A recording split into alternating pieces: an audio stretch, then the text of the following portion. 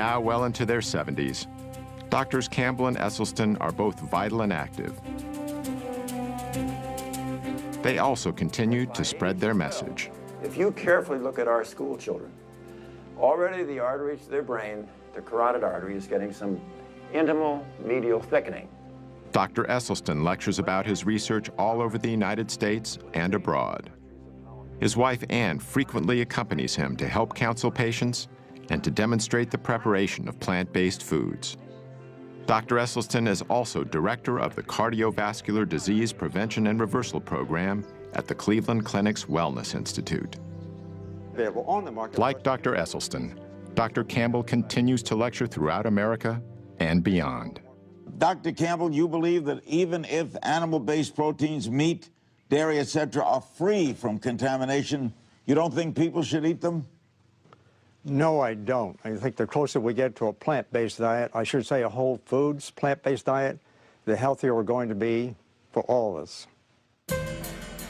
In China, where Dr. Campbell did his large study a generation ago, the population has experienced dramatic increases in the amount of meat, dairy, and processed foods the average person consumes. At the same time, the rates of degenerative diseases are skyrocketing. Many Chinese now share some of the same beliefs Americans have about nutrition. 吃肉，我觉得增加蛋白质啊，对人体其实有很多好处。早晨起来喝一杯牛奶，我认为好像还是比较好。Dr. Campbell's message is resonating with growing numbers of concerned people around the world. Oh, thank you, thank you, thank you. Uh-oh. Thanks to the efforts of both these pioneers and their colleagues, thousands of people are realizing that profound improvements in health and quality of life are within reach. You have two choices. You can eat yourself into poor health and early death, or you can eat yourself into good health and a long, healthy life. And that road is on a plant-centered dietary pattern. You know, I know of nothing else in medicine that can come close to what a plant-based diet can do. I can say this with a great deal of confidence, that our national authorities are simply excluding this concept of nutrition from the debate and the discussion in order to protect the status quo.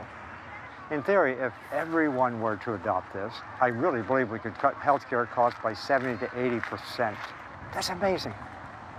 And it all comes from understanding nutrition, applying nutrition, and just watching the results.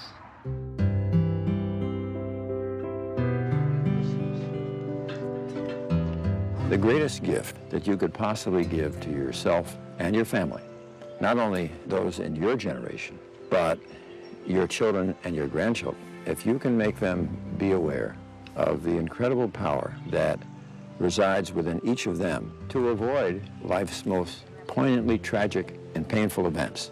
You just don't have to have those kinds of events. I believe it with all my heart. If anyone listens to this, and they really should look at their refrigerator and look at their diet and give it a try. You lose weight and you'll be healthier. Nothing could lose if you just take a few weeks and try. You could see how easy it is. I'm not going to say it was difficult. Again, I made up my mind. This is what I'm going to do. I never felt like I wasn't getting what I wanted. So I didn't have ice cream. So I didn't have the donuts. So I ate something else.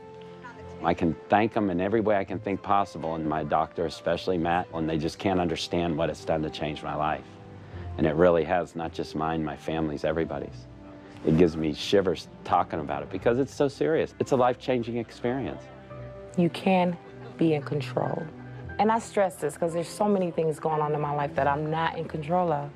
And that's my message. You can't control your outcome of your body. Eat to live and don't live to eat. You better get that. You better get that rest.